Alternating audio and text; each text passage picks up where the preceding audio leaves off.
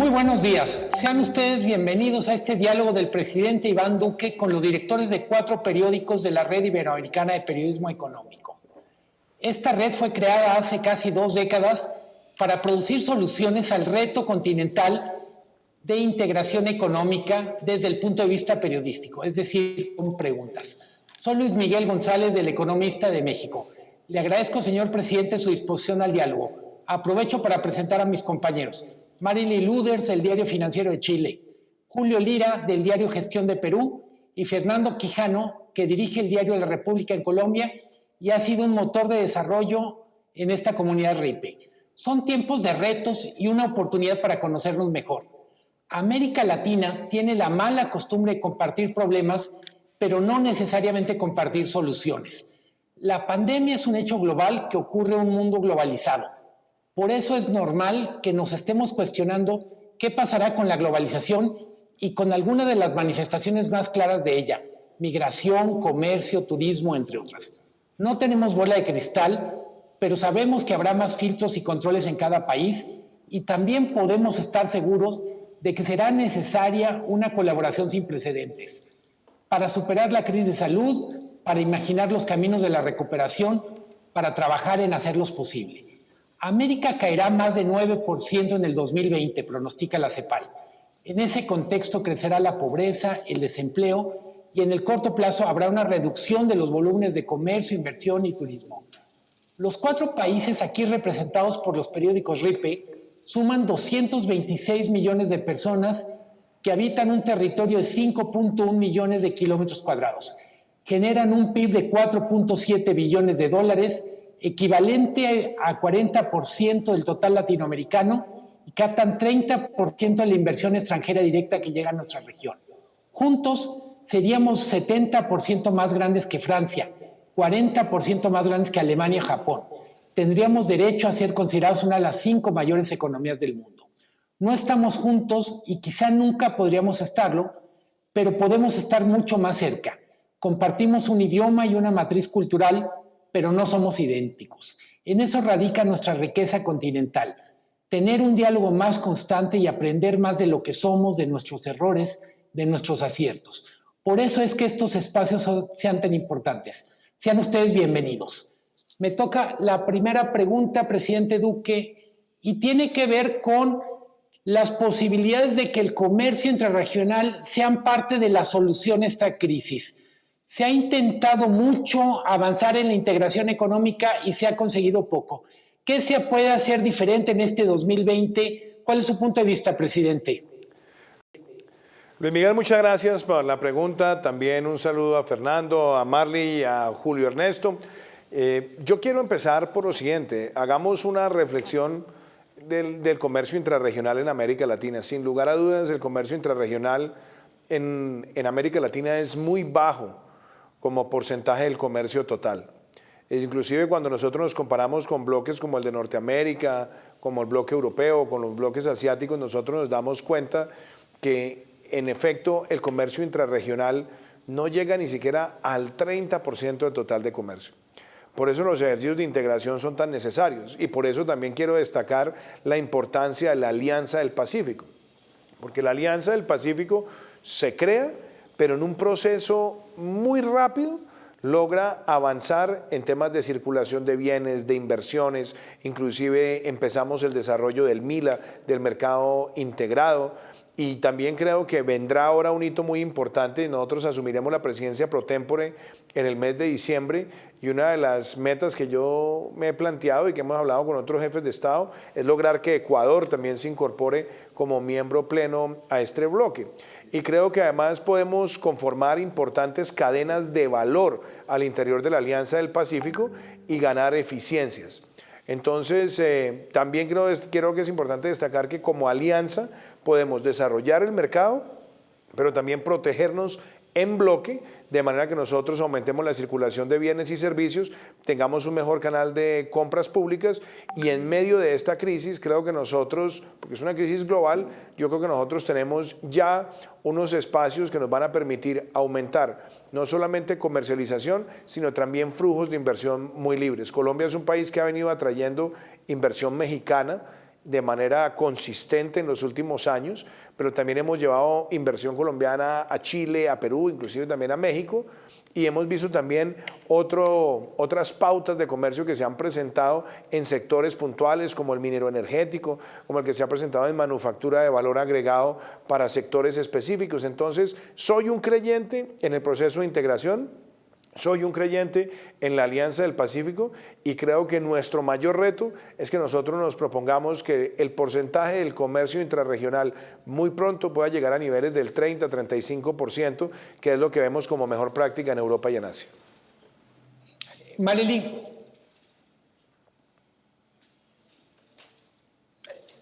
les doy la palabra a mi compañera Marily Luders.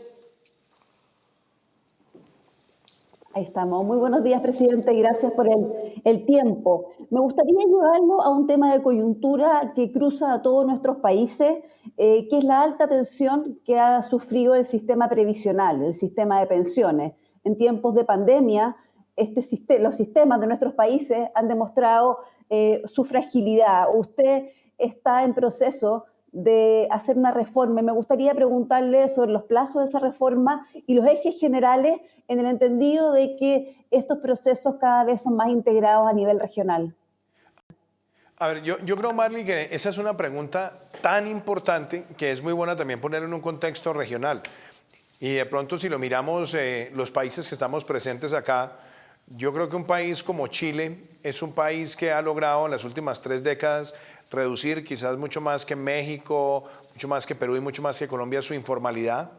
Y eso también es importante porque en la medida que hay más puestos de trabajo formales, hay más base de cotizantes. Al tener más base de cotizantes, hay más ahorro pensando en la vejez. Y yo creo que cuando uno hace comparaciones, y déjame, te doy una comparación en el caso de Colombia. Colombia es un país que tiene 50 millones de habitantes, muy parecida a la población que tiene un país como España. Y un país como España, cuando uno mira cuántas personas contribuyen a la seguridad social, estamos hablando de casi 19 millones de personas. En un país como Colombia, las personas que son cotizantes activos a salud y a pensión, estamos hablando de menos de 9 millones de personas. Entonces, quiere decir que nos ha quedado un grupo grande por fuera. Y cuando nosotros vemos el caso de Perú, Perú es un país también que tiene una informalidad alta, la situación es muy similar. En el caso de México, igual, Chile es distinto. Y entonces el reto más grande, ¿cuál es? En la medida que nosotros vamos generando más formalización laboral y más base de cotizantes, estamos protegiendo mejor la vejez hacia el futuro. Y lo digo también por una razón. Hoy Colombia tiene 5 millones de mayores de 65 años aproximadamente. En 2 décadas estaremos teniendo 15 millones. Y hoy en Colombia solamente 1 de cada 4 mayores de 65 años tiene pensión. Entonces, si nosotros no hacemos un proceso de formalización y de inclusión para aumentar la base de cotizantes, la presión fiscal en 2 décadas va a ser tremenda. Entonces yo creo que el primer mensaje que yo quiero decir, la primera gran reforma de protección de la vejez empieza por una formalización del mercado de trabajo. La segunda también tiene que ver con los regímenes. Nosotros hemos estado en América Latina históricamente en un debate entre los regímenes de prima media y lo que se conocen como los sistemas Pay as you go, que son los regímenes de ahorro individual. Esa ha sido una discrepancia siempre. Yo creo que hay que buscar es una conciliación y hay que buscar una manera donde puedan convivir los dos. Y yo creo que los regímenes de prima media en el mediano plazo tienen que volcarse a ser mecanismos de protección de los más vulnerables. Porque uno de los problemas que hemos visto en Colombia es que los subsidios que se han configurado en el tiempo, pensando en generar equidad, han tenido una falla y es que se han quedado en las personas de mayor ingreso. Lo que hay que utilizar son esos recursos en una mejor distribución y poder llegar a la población más vulnerable para universalizar cobertura y al mismo tiempo también mejorar el ingreso para la vejez. Y nosotros también creemos que ese apoyo a la vejez debe ir de la mano con la profundización de un esquema que nosotros hemos llamado los beneficios económicos periódicos, que es un esquema también de una renta para las personas que han tenido bajo nivel de cotización y que han estado en la brecha. Y por otro lado, a quienes no han cotizado, nosotros los hemos venido atendiendo con un programa social que llamamos el Colombia Mayor, donde tenemos un ingreso básico para todos los mayores de 65 años en condición de vulnerabilidad en el país. Entonces ahí tenemos tres elementos. Y el último al que yo quiero hacer mención tiene que ver con el piso mínimo social, que ha sido una política que nosotros impulsamos en el plan de desarrollo y que contempla sobre todo para esos trabajadores que están en la Colombia rural, que puedan tener ya un piso sobre el cual pueden empezar los empleadores a contribuir para la cotización de pensión. Con eso yo espero que en el año 2022 dejemos a Colombia en una senda donde el país tenga una política sostenible de protección para la vejez, y también creo que exploraremos herramientas como una herramienta que durante varios años he defendido, y es que por cada niño que nace en los niveles de menor ingreso de la población, nosotros podamos hacer una apropiación de aproximadamente unos 600 o 700 dólares que sean proyectados con una rentabilidad real cercana al 4%, para que cuando ese niño llegue a la edad de pensión, si está por debajo de la línea de pobreza, pueda tener acceso a un ingreso que equivalga a un salario mínimo legal vigente. Yo presenté ese proyecto siendo senador, no tuvimos en ese momento un buen ambiente en el Congreso, pero ahora vamos a insistir en esa herramienta con otros partidos políticos, sobre todo pensando en una solución de largo plazo que también contribuya a la protección, a la cobertura y sobre todo a la equidad. Presidente, en este escenario de estrechez fiscal, debido a los altos costos que tiene la pandemia para su país y para todos los países de la región, ¿siguen adelante todos estos planes de inyección de reparto en el sistema de pensiones que ustedes mencionan? ¿Se puede mantener ese ritmo de aportes en un escenario de estrechez fiscal como la que todos los países están viviendo? Nosotros hemos mantenido siempre una consistencia presupuestal para garantizar el pago de pensiones en Colombia. Y yo creo que en Colombia se han hecho reformas importantes y ha ido reduciéndose la presión fiscal dramática que tuvimos en los años 90 y a comienzos de la década. Pero también, vuelvo y digo, la mejor manera de reducir esa presión es que nosotros tengamos más personas que sean trabajadores formales y formalizar el empleo. Ese es el reto más grande. Porque cuando hablamos de formalización no solamente estamos hablando de cotizantes al sistema pensional, sino también al sistema de seguridad social en salud. En la medida que hay personas formales creciendo, tenemos más personas en el régimen contributivo, menos en el régimen subsidiado, y por lo tanto hay más sostenibilidad de mediano y largo plazo. Y lo mismo ocurre con el sistema fiscal, porque en la medida que nosotros tenemos más formalización, esa formalización va aumentando también la base de recaudo de la nación en el tiempo. Entonces, enfrentar la informalidad para mí ayuda a la sostenibilidad pensional, a la sostenibilidad del sistema de salud y a mejorar también el espacio de tributación que pueda tener una sociedad.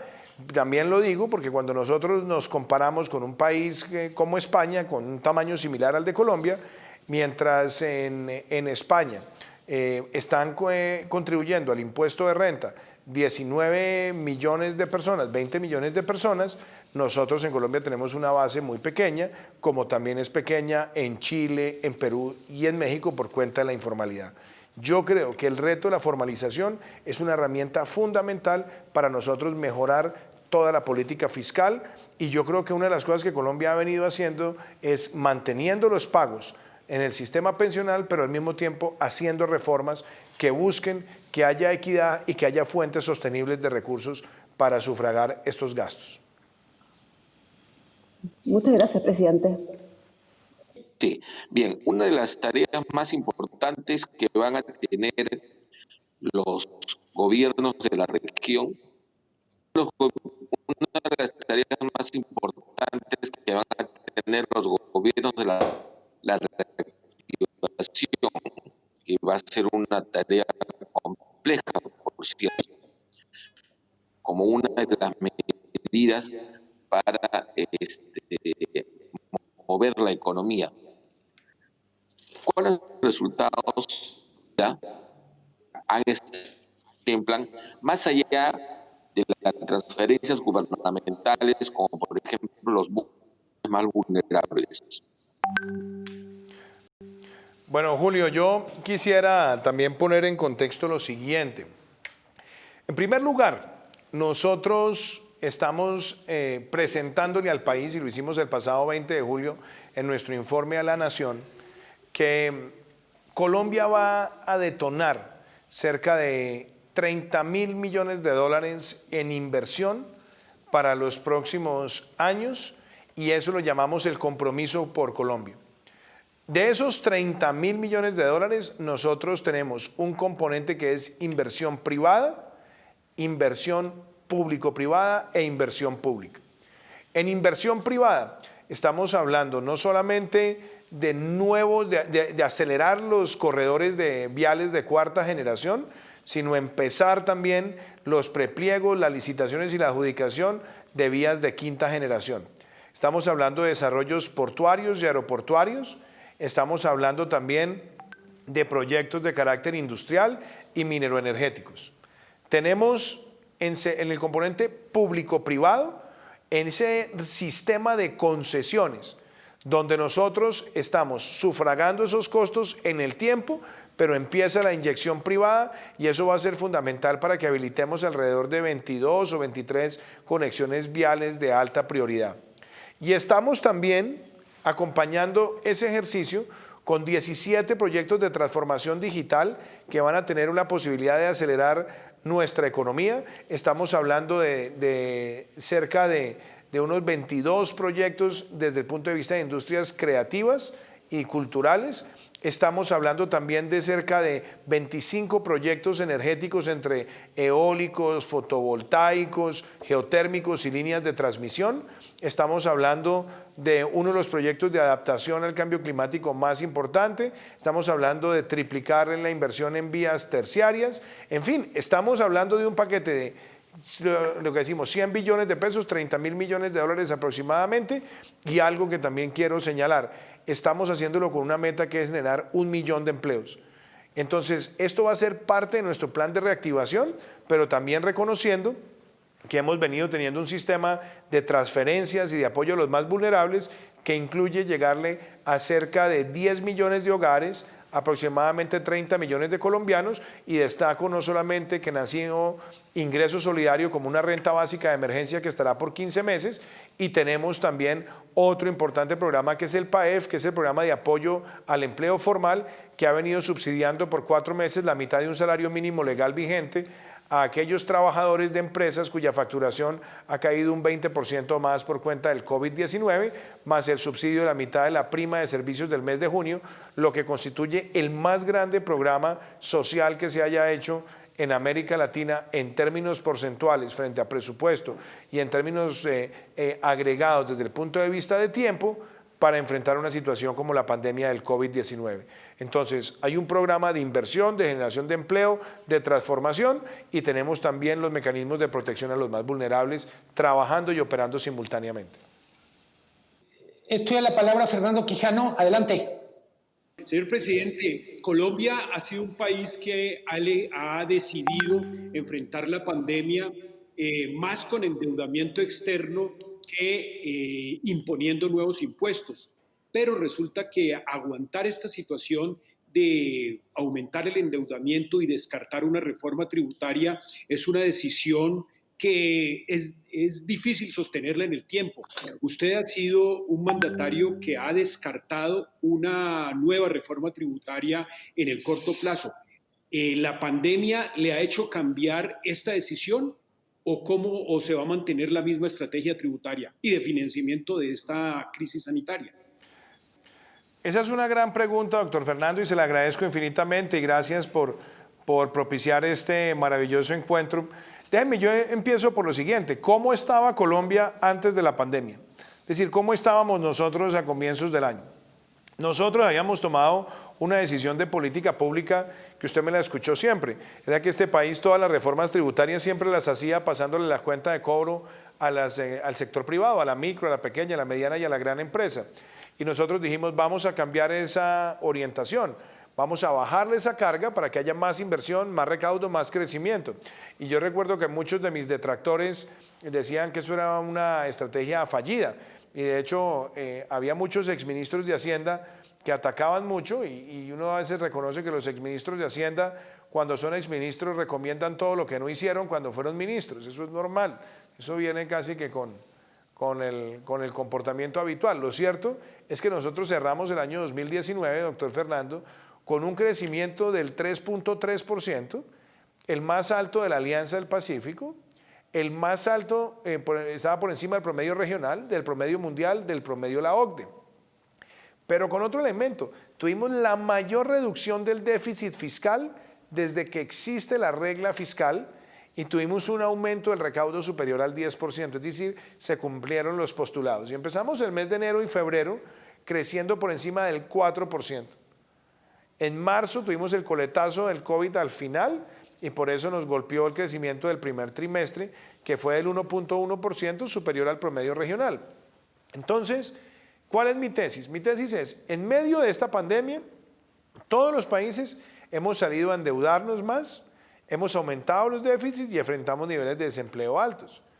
Y nosotros tenemos que corregir eso. Por eso nosotros presentamos un marco fiscal de mediano plazo consistente. Fuimos el primer país de América Latina que en medio de la pandemia presentó su marco fiscal de mediano plazo y en ese mediano plazo nosotros somos claros que hay que retomar una senda de responsabilidad fiscal para podernos ajustar a las metas que nos hemos fijado.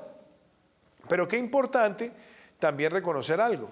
Hacer una reforma tributaria en este momento, en el momento donde tenemos la pandemia que está golpeando a la micro, pequeña, mediana, gran empresa, la clase media, la clase alta, a las clases más vulnerables, pues es suicida. Es suicida por una sencilla razón, porque en medio de una pandemia que está generando estos efectos, ¿a quién se le van a cobrar más impuestos? A la micro, pequeña, mediana y gran empresa para asfixiarla, que se quiebren, empleen menos y detonen un mayor desempleo. Absurdo. Pasarle la cuenta de cobro a la clase media en este momento afecta la demanda agregada. Y si se le pasa también a los más vulnerables, pues lo que hacemos es que profundizamos una crisis social. Entonces, por eso nosotros hemos dicho, por ahora, como lo ha planteado también la gerente del Fondo Monetario Internacional, Kristalina Georgieva, lo que nosotros queremos es inversión, recuperación, reactivación y volver a entrar en una senda de crecimiento. Y obviamente, una vez nosotros estemos en ese camino, tendremos que hacer los ajustes fiscales combinando una multiplicidad de herramientas, pero hacerlo para que Colombia acelere aún más lo que debe ser una senda de crecimiento sostenible para los próximos años. Nuestra apuesta es que el año entrante la economía crezca por encima del 5%, es una apuesta grande, retadora, pero así la tenemos contemplado en el marco fiscal y yo creo que una vez nosotros tengamos una senda mucho más clara, será mucho más fácil nosotros presentar un horizonte de política fiscal que también tenga unos elementos de detonación que estén relacionados con un mayor crecimiento, con una mayor actividad económica y que las medidas que se implementen no le quiten dinamismo a la economía y por el contrario contribuyan a que Colombia siga teniendo más inversión y que esa inversión se traduzca en más puestos de trabajo formal. Presidente, al hilo de esta pregunta me gustaría pedirle una reflexión. ¿Qué sirve y qué no sirve frente a la pandemia desde el punto de vista de políticas públicas? Son algunos meses que ya empiezan a dar las primeras lecciones. Luis Miguel, lo primero es que, y voy a decir lo siguiente, a comienzos de marzo y abril estábamos en la discusión entre los que cerraban y los que no cerraban, entre los que hacían aislamiento y los que no lo hacían. Y muchos de los que no hacían aislamiento decían es que al no hacer aislamiento vamos a tener un mejor comportamiento económico que los que decretaron aislamiento. Eso demostró que no fue así. Inclusive los países que técnicamente no cerraron han tenido un peor desempeño de los que cerraron. ¿Por qué? Porque han tenido políticas incoherentes, difíciles de articular, porque no hay una señal clara. Nosotros creemos que la medida que tomamos de haber hecho un aislamiento preventivo obligatorio, que empezó el 25 de marzo y que a partir del 11 de abril ha tenido una pauta de reactivación gradual de la vida productiva, ha funcionado. ¿Ha funcionado por qué? Porque hemos aumentado nuestro número de pruebas de manera considerable.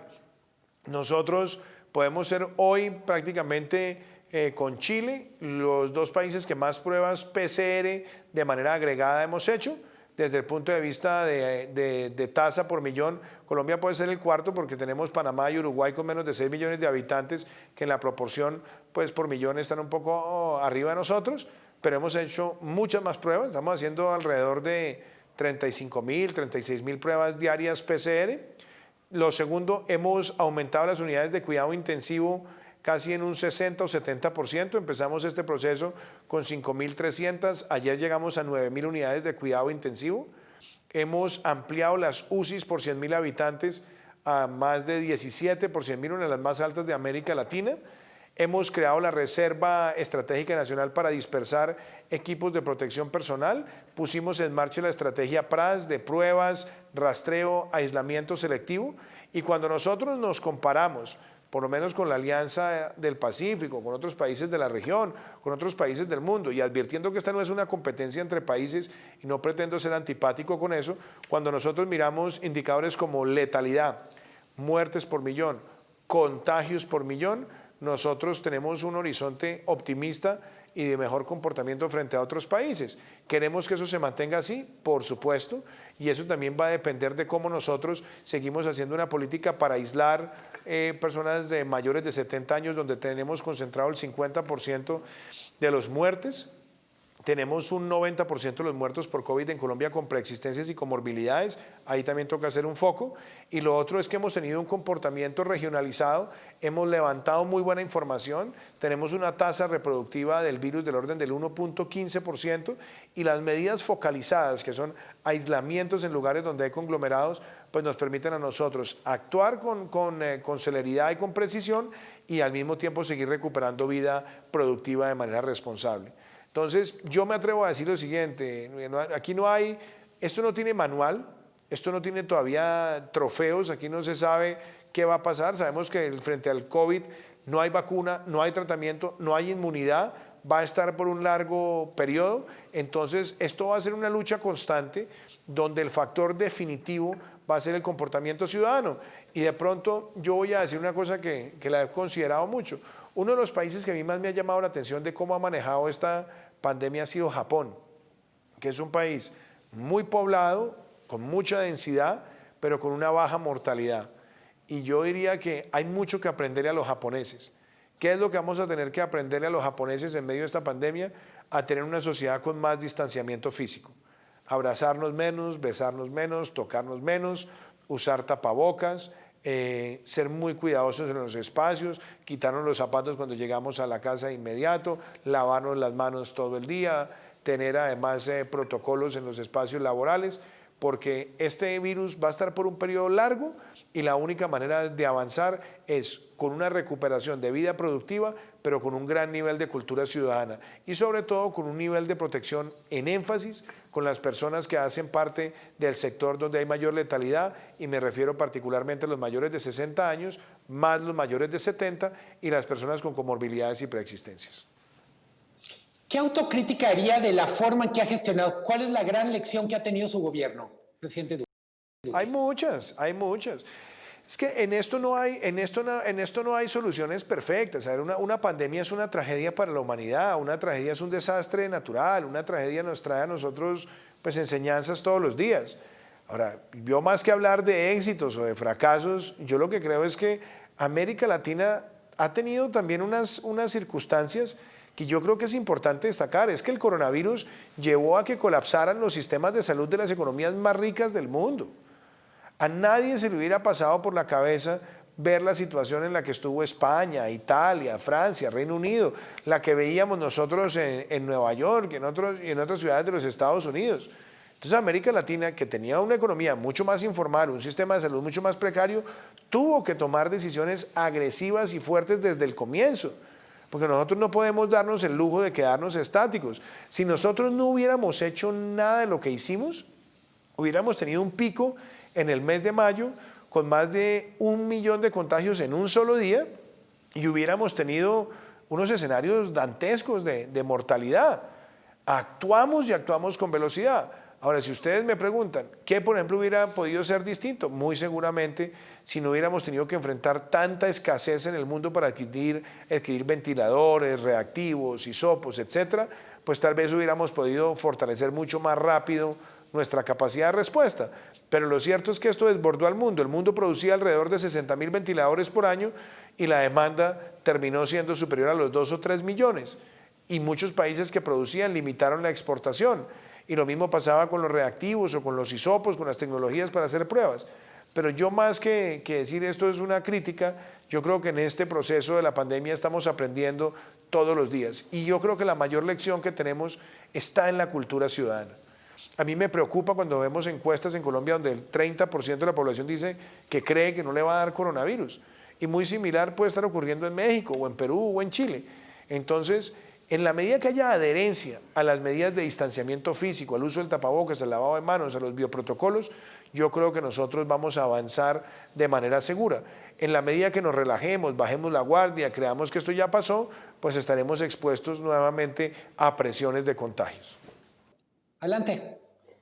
Gracias, Luis Miguel. Presidente, me gustaría sacarlo un poco del tema pandemia y la crisis social y económica que ha traído, dado que este es el tema que copa la agenda. Sin embargo, hay otros temas que siguen ahí latentes. Me gustaría preguntarle un poco por la situación de Venezuela. Usted en la primera parte de su gobierno se la jugó por un respaldo muy decidido a Guaidó. Además, incluso en esto tuvo gestiones internacionales. ¿Cómo ha cambiado la situación estos últimos meses y qué se puede esperar para adelante en el periodo post-pandemia? Importante pregunta. Empiezo por decir esto. La defensa de la democracia en Venezuela es un proceso que viene de tiempo atrás, ha sido un proceso multilateral y de mucha coherencia. Yo quiero aprovechar para destacar la importancia del Grupo de Lima que se crea en el año 2017, que ha sido un mecanismo de coordinación multilateral.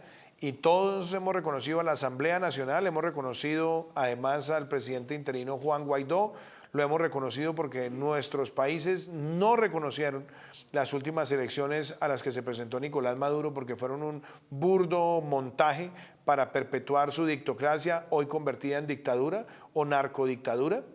Y nosotros hemos acudido a todas las instancias internacionales para denunciar esa situación crítica que es una bomba de tiempo.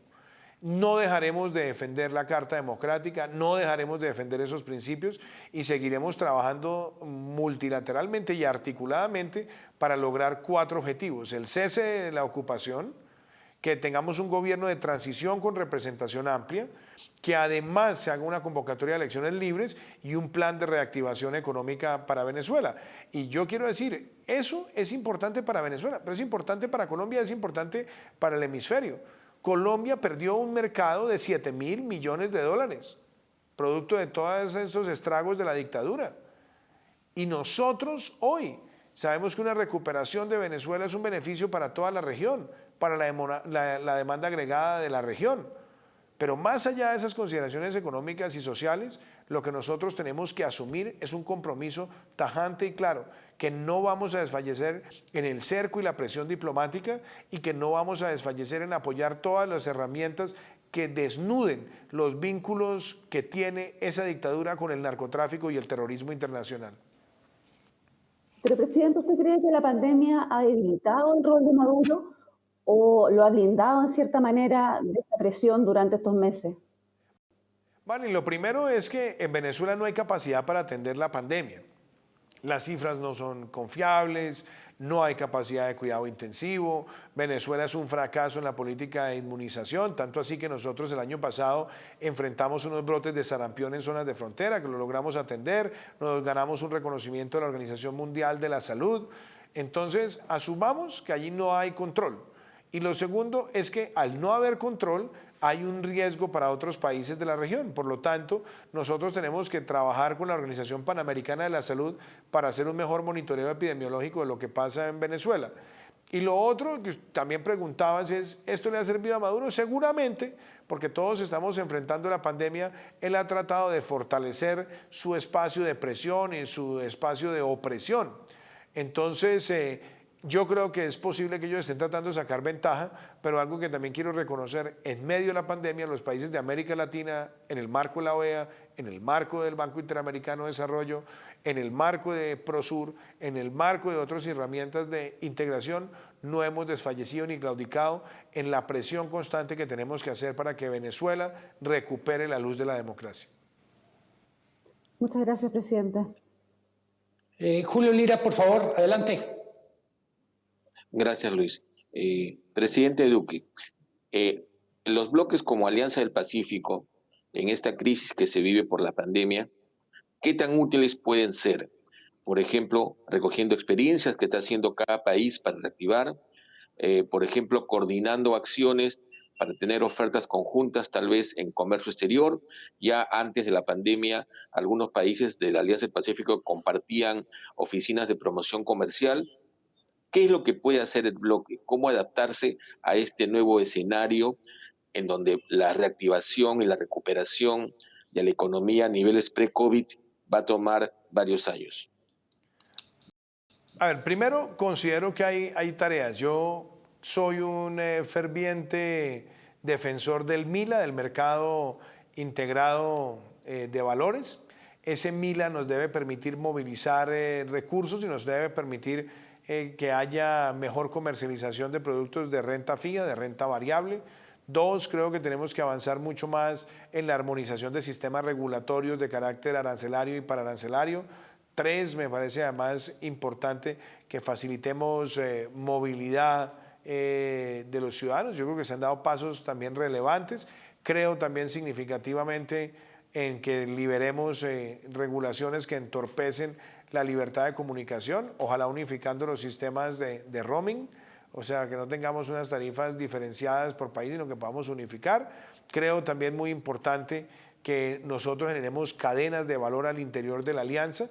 Y creo adicionalmente que hay que seguir fortaleciendo la alianza con la llegada de nuevos miembros plenos, como debe ser el caso del Ecuador. Y creo además que el otro reto importante es cómo aumentar el comercio intrarregional. En eso México es un factor fundamental porque es la economía más grande. Y yo creo que en la medida que tengamos esas anclas y esos propósitos, nosotros vamos a lograr que la Alianza del Pacífico cumpla el objetivo fundacional, que era el objetivo de tener un bloque regional que fuera lo suficientemente robusto para hacer contrapesos y al mismo tiempo dinamizar los flujos de inversión hacia una mayor generación de empleo. Y no puedo dejar de mencionar también algo que es importante, la armonización de los sistemas de compensación a la inversión, porque eso también nos permite a nosotros unificadamente generar inversión intrarregional y poder generar lo que se llaman las multilatinas al interior de la Alianza del Pacífico. Esos serían mis comentarios. Quisiera agregarle una cosa más. En septiembre vence el plazo para elegir al presidente del BID y hasta el momento hay 2 candidatos. ¿Por qué sería importante para Latinoamérica, por ejemplo, votar por el candidato que ha propuesto Estados Unidos y no seguir con la tradición que sea un latinoamericano el que presida este organismo? Primero, yo creo que hay que ir a lo institucional. Y esa es una gran pregunta. Vamos a lo institucional. El convenio constitutivo del banco, que es la carta de navegación del banco, no tiene ninguna prohibición con relación a la nacionalidad del presidente de la institución. Es decir, cualquier país miembro de la institución puede presentar la candidatura a la presidencia del banco. Que se ha presentado históricamente un acuerdo político, es cierto, y ese acuerdo político ha tenido un presidente latinoamericano y un vicepresidente norteamericano. En los últimos años tuvimos vicepresidentes como Brian O'Neill, tuvimos vicepresidentes como Julie Katzmann, tuvimos vicepresidentes como Ciro Del Falco, como Dan Celico, como Dennis Flannery, personas que eran muy cercanas al Tesoro de los Estados Unidos y que en realidad ejercían un papel importante en la administración. Y creo además que hoy hay una situación en el banco, y quienes hemos trabajado en el banco y lo hemos conocido, sabemos que uno de los reproches permanentes que hemos tenido es que muchas veces no sentimos que Estados Unidos está muy volcado hacia el fortalecimiento de la institución. O sea, que lo ha apoyado sí, pero que le ha faltado de pronto entusiasmo. Lo cierto es que el presidente del banco actual, Luis Alberto Moreno, nuestro compatriota, que ha hecho una labor extraordinaria, que está dejando un legado maravilloso, que ha modernizado muchísimo la institución, él ha venido impulsando de tiempo atrás una capitalización, la última fue hace 11 años, hoy el banco necesita capitalizarse para que ese tamaño permita responder a las necesidades de la región en la etapa post-COVID y además durante el COVID. Entonces creo que el hecho que Estados Unidos diga, quiero presidir el banco, quiero hacerlo por un solo periodo, quiero impulsar la capitalización, a mí me parece que es un mensaje positivo para la región. Y claro está, también me parece que el candidato que ellos han postulado es una persona que tiene varias credenciales. Una, fue representante de Estados Unidos en el Fondo Monetario Internacional, estuvo varios años en el Departamento del Tesoro, ha sido asesor de seguridad nacional para el hemisferio occidental y ha apoyado a muchos de nuestros países en múltiples esfuerzos. Creo que son pergaminos importantes. Sin demeritar y sin desconocer ninguno de los otros nombres que están. Colombia ya ha dicho públicamente que va a respaldar la candidatura de Mauricio Claver, lo hacemos con ese fundamento y lo digo pensando en que esta puede ser una gran oportunidad para que con el liderazgo de Estados Unidos, que es el socio mayoritario con el 30%, podamos en los próximos meses, en el próximo año, ver una capitalización de la institución o la creación de un fondo especial al interior de la institución que permita irrigar recursos en América Latina para enfrentar una situación tan difícil y que requiere recursos frescos, recursos ágiles y recursos orientados a producir impactos en términos de empleo y de crecimiento económico. Fernando Quijano. Señor presidente, ¿qué pasa si una de las consecuencias de esta pandemia en tiempos post-COVID y las firmas calificadoras de riesgo arrancaran un rally de recalificar a países particularmente como Colombia y Perú? ¿Esa es una preocupación que le asiste como presidente y que nos asiste como economía? Yo creo que es una preocupación que nos asiste a todos, Fernando, y que además es bueno también partir de una base. Juzgar en términos de calificación de crediticia o calificación de riesgo a nuestros países en plena pandemia, con el mismo lente con el que lo juzgábamos cuando no había pandemia, a mí personalmente me parece que no tiene sentido. ¿Por qué? Porque los efectos de esta pandemia son globales. Es decir, aquí no hay un solo país del mundo que no vaya a salir de esto con más deuda, con más déficit y quizá con más desempleo. Esa es una situación generalizada. ¿Qué quiere decir eso? Que en el periodo de transición y de adaptación hay un nuevo normal. Entonces, si antes la línea de preocupación eran niveles de endeudamiento sobre PIB superiores al 50%, pues en este momento en el que estamos enfrentando la pandemia y posiblemente durante el periodo de transición para salir de ella, pues tendremos niveles de endeudamiento que van a crecer y muy seguramente ellos mismos tendrán que recalibrar lo que para ellos es un criterio de alarma. Y lo mismo frente a los niveles de déficit. Aquí los niveles de déficit van a crecer. Entonces no podemos juzgar los criterios de déficit en época de pandemia y eventual pospandemia como la que teníamos antes de una tragedia mundial de esta envergadura. Entonces yo no pretendo invadir las competencias de las calificadoras de riesgo, pero sí creo que estamos ante una situación de un nuevo normal, de una transición, donde tendrán ellos que tener flexibilidad para varios criterios, entre otras cosas porque Colombia antes de la pandemia tenía tres condiciones: una economía que estaba creciendo, es decir, estaba creciendo por encima del promedio regional y mundial, una economía que estaba teniendo más inversión, una economía que estaba teniendo más recaudo y una economía que había logrado por primera vez en 8 años un superávit fiscal primario. Esa era la Colombia de enero y febrero de este año con lo que se había logrado en el año 2019. Entonces, cuando vemos ese comportamiento de Colombia y lo comparamos con los años anteriores, mejores indicadores que cuando nosotros estábamos en grados de inversión plenos. Ahora, yo creo que nosotros hemos presentado un marco fiscal de mediano plazo que es consistente, que es congruente, que busca retomar la senda fiscal y yo creo que eso también da credibilidad suficiente para que Colombia sea juzgado con unos ojos donde se considere que este ha sido un país que ha tenido un manejo impecable de su macroeconomía, que en los últimos 40 años ha tenido solamente un año de recesión. Tendremos este año un año complejo, todos los países de la región, y yo creo que si se produjera una recalibración de la calificación de riesgo en detrimento de los mercados emergentes, pues yo creo que eso también tendría unos efectos que no estarían, a mi modo de ver, bien soportados porque estamos en medio de una tragedia. Señor presidente, estamos con los directores de los periódicos económicos líderes de la Alianza del Pacífico. ¿Qué mensaje le podemos enviar, digamos, a sus gobernantes, a los gobernantes colegas, sobre la importancia de reactivar la Alianza del Pacífico, la importancia de reactivar este bloque económico y, pues, ¿por qué no? Digamos, tratar de hacer una reunión donde se dinamicen estas iniciativas. Usted lo dice, usted es un enamorado del Mila, pero ¿cómo esto puede tener un segundo aire? Yo creo que hay un gran espíritu y yo aprovecho además para agradecer y felicitar a nuestros compañeros presidentes. Yo creo que Sebastián Piñera, Martín Vizcarra, Andrés Manuel López Obrador, todos han venido fortaleciendo los vehículos de integración. Y yo creo que este año va a ser un año importante para la alianza. Yo creo que hoy tenemos un acuerdo que se está acelerando para que también llegue este nuevo miembro pleno que debe ser Ecuador, con lo cual estaríamos fortaleciendo la alianza.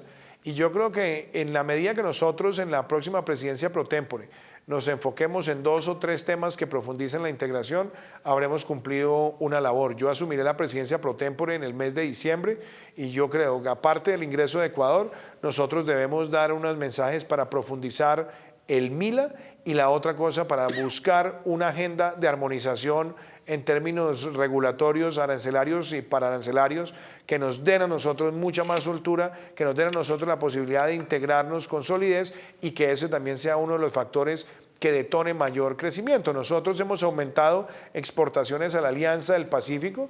El año pasado registramos las mayores exportaciones históricas en Colombia en agricultura y también en bienes y servicios y creemos que la alianza ha sido uno de los factores cruciales.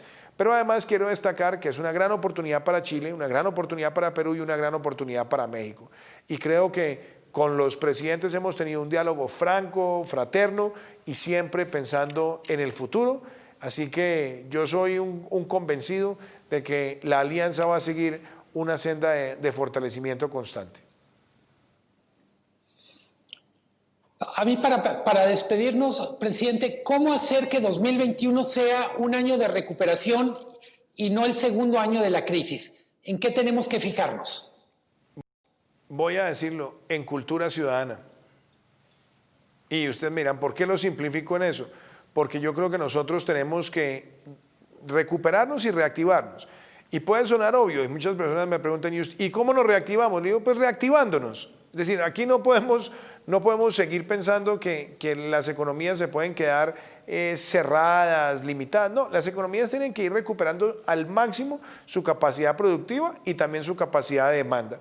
Y eso solamente ocurre cuando todos podamos retomar una senda de nueva normalidad con tapabocas, con distanciamiento, con protocolos, pero sobre todo con una gran cultura ciudadana, porque en la medida en que nosotros nos comportamos acorde con los procesos de transición que vienen de las normas de los gobiernos, pues podremos nuevamente establecer comercio, consumo, turismo, como se lo merece la región. No es fácil, pero yo creo que en la medida que hay una conciencia de arranque seguro, donde todos sumamos y el comportamiento ciudadano es fundamental, nosotros podemos apostar a esa reactivación en el 2021. Creo que el turismo va a ser un factor determinante en México, en Perú, en Colombia, en Chile. Creo que el comercio al por menor también tiene que dinamizarse aún más, recuperar también entornos de economía cultural, creativa, de recuperar espacios sociales. Pero eso solamente lo lograremos de manera gradual y con un concepto, y es que cada persona puede protegerse a sí misma y proteger a los demás. Ese es el gran reto para que nosotros tengamos un 2021 de una región adaptada a esa nueva realidad, donde nos toca hacer un cambio sociológico de una cultura latina muy festiva, de mucho contacto físico, a seguir siendo una cultura latina y festiva, pero con distanciamiento social. Muchas gracias. Compañeros, Marilyn, Julio, no sé si quieran hacer una última pregunta antes de pasar a conclusiones. No, yo solamente agradecer al presidente su tiempo y a mis compañeros por la oportunidad de esta mañana de tener una conversación propositiva en torno a cómo mejorar nuestras relaciones regionales y cómo potenciar una salida de la pandemia. Muchísimas gracias. Lo mismo a también, ustedes. señor presidente Duque, por la posibilidad de hablar. Muchas gracias. Gracias. Muchas gracias y feliz cumpleaños. Muchas gracias. Muchas gracias, señor presidente, por este espacio y ayudarnos a fortalecer una red que manejamos desde hace varios años, la Red Iberoamericana de Periodismo Económico, que estos son nuestra base fundamental, que es la Alianza del Pacífico, pero a la cual pertenece Expansión de España, Valor de Brasil, El Cronista Comercial de Argentina, 5 Días de Paraguay, que son El Observador de Uruguay también, que son los periódicos, digamos, que forman más opinión pública en temas económicos. Muchas gracias, señor presidente, por este tiempo y por esta entrevista. A ti, Fernando, querido, un saludo muy especial y a todos. Ha sido un verdadero honor para mí. Muchas gracias, señor presidente.